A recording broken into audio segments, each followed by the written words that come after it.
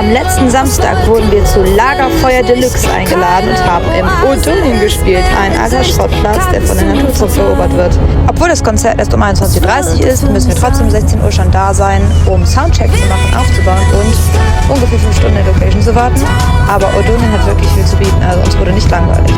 Heimat ist nie ein Ort, Heimat ist immer dort, wo deine Liebsten sind.